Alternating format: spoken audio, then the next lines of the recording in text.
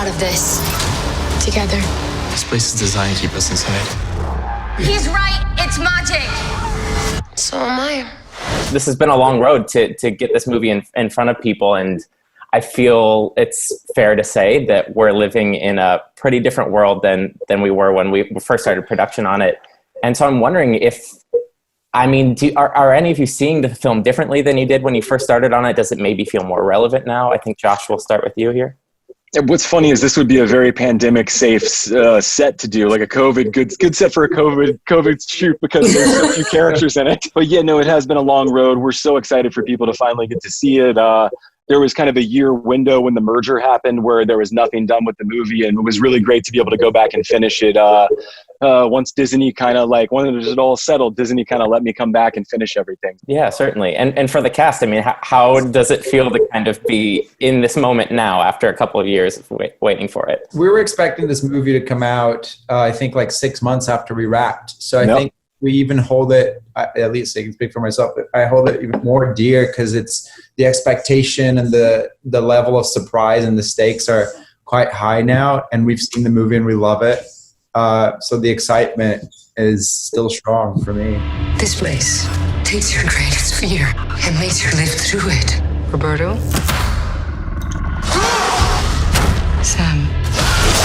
Juliana? Danny? I'm getting very strong Breakfast Club vibes, and I've heard sure. That John Hughes is a touch point for this. So I'm wondering if that's the case of the New Mutants. I mean, who is the brain? Who's the athlete? Who's the basket case? Who's the princess? And who's the criminal here? They're all basket cases. They're all what's her face. Yeah. And you're definitely Judd Nelson. Right. What would you say, Josh? I'm certainly Molly Ringwald then. Yeah, no, of course. He's more inspired by the idea of he did such beautiful stories about friendship and about young people sort of coming together and relating to each other, and it was trying to capture a little bit of that Stephen King feeling, a little bit of Joss Whedon, sort of all that stuff that I like, that felt like a good match for this material. He said we had to run.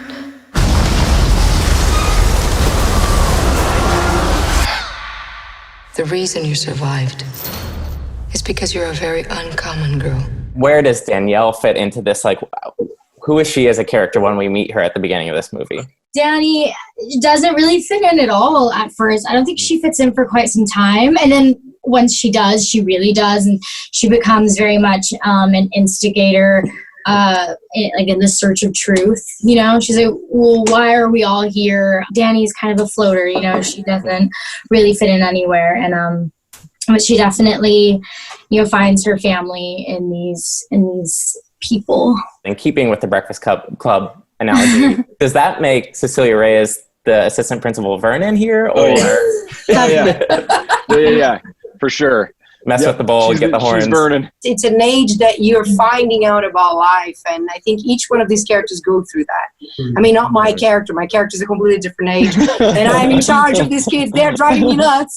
But it was good to see from close, to see them creating that. I think for the fans, it's really nice because you get a whole range of, fans that connect with it. Yeah, I mean, it really is about kind of broken kids who have to kind of together make each other whole again. I guess is the best way to look. And even the Dr. Reyes, I would say, is a huge part of them becoming whole again at the end. This place takes your greatest fear and makes you live through it until it kills you.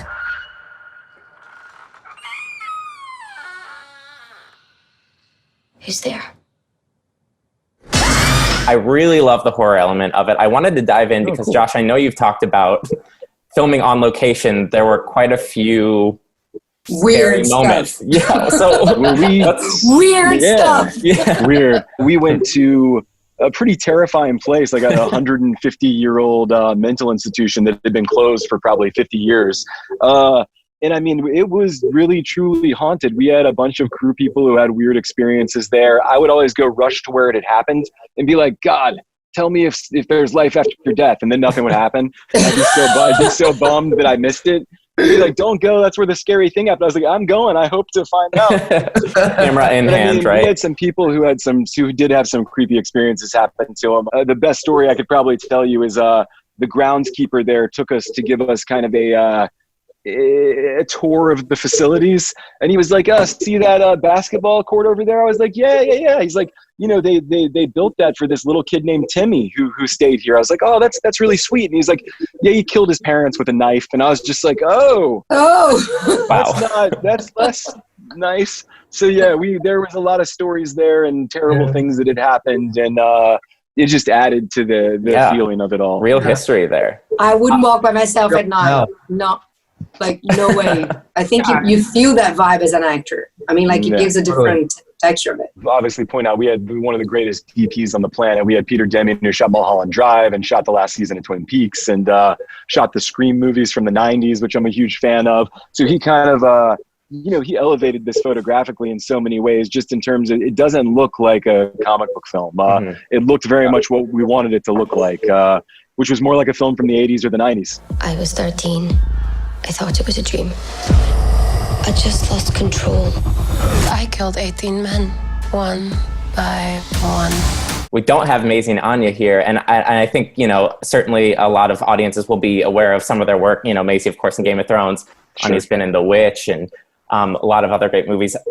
How will their performances surprise us here? People are used to seeing Maisie be obviously on Game of Thrones, like a really, really strong character who's never, had to struggle with exerting her power. I think there are shy parts of Maisie even.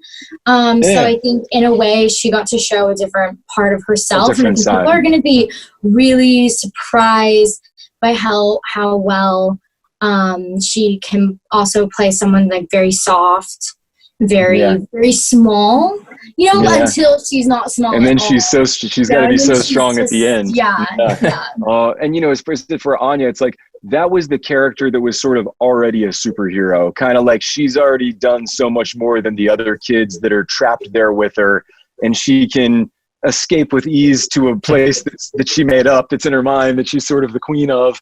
It sort of gave her a different way to kind of act above everybody. And Anya is a really strong actress in that sense, which I think it really translates to the character, because she's really specific. I mean, with her work, you can see that characteristic.